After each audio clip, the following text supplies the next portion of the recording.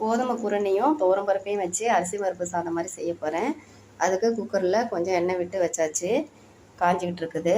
இது வந்து சின்ன வெங்காயம் பெரிய வெங்காயம் ரெண்டும் கலந்து கட் பண்ண பூண்டு, பச்சை மிளகாய், கருவேப்பிலை தழை, காஞ்ச மிளகாய், இந்த பக்கம் கடுகு, உளுத்தம் பருப்பு, கடலைப்பருப்பு. எண்ணெய் காஞ்சதும் கடுகு போட்டுக்கலாம். இதுக்கு இன்னும் கொஞ்சம் கடலைப்பருப்பு சேர்த்தியே கூட போட்டுக்கலாம், இன்னொரு ஸ்பூன் போட்டுக்கலாம்.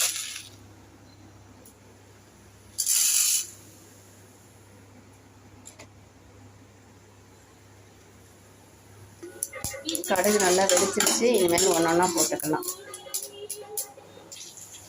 கொஞ்சம் பெருங்காயமும் போட்டாச்சு, கொஞ்சம் மஞ்சத்தூளும் எண்ணெயிலே போட்டாச்சு, வெங்காயமும் போட்டாச்சு, கொஞ்சம் ஜீரகம். வெங்காயம் கொஞ்சம் வெந்துருச்சு, தண்ணி ஊற்றிக்கலாம். இதுக்கு ஒரு கப்புக்கு 4 கப்பு 5 கப்பு தண்ணி வைக்கணும். அப்போ தான் கொஞ்சம் சாஃப்டாக நல்லாயிருக்கும். உப்பும் போட்டாச்சு. தண்ணி கொதி வந்ததும் இதை போட்டுடலாம். அப்படியே கிச்சனில் பாட்டு கேட்டுக்கிட்டே சமைக்கணும். யூடியூப்பில் ஏதாவது சண்டை கிண்டன் அதெல்லாம் போட்டுக்கிட்டலாம் நம்ம சமைச்சோமா ஒழுங்காகவே வராது. அதனால் நல்ல பாட்டை போட்டுக்கிட்டு சமைச்சோமா தான் சாப்பிடவும் நம்மளுக்கும் கொஞ்சம் நல்லாயிருக்கும். நான் எப்போவுமே கிச்சனில் ரெடியாக இருந்துக்கிட்டே இருக்கும்.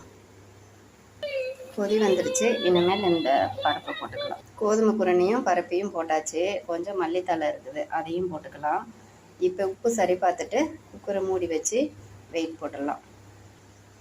உப்பெல்லாம் சரியாக இருக்குது. இனிமேல் குக்கர் மூடி போட்டு வெயிட் போட்டுடலாம். அவ்வளோதான், இன்னும் 5 நிமிஷத்தில் ரெடி ஆயிரும். 2-3 நாளாக தோசை, உப்புமா இப்படியே கூட்டாசு ஒரு மாதிரி இப்படியே ஆக்கியாச்சு. நாளைக்கு வந்து இந்த அவரவர் பருப்பை போட்டு கத்திரிக்காய் போட்டு தேங்காய் அரைச்சி ஊற்றி குழம்பு வைக்கலான்னு இப்போ ஊற வச்சுட்டேன். ஏன்னா நைட்டு மறந்துடுது.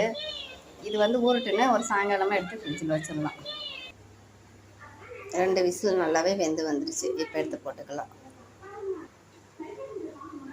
கொஞ்சம் நெய்யும் ஊற்றியாச்சு. இனிமேல் சாப்பிட்லாம்.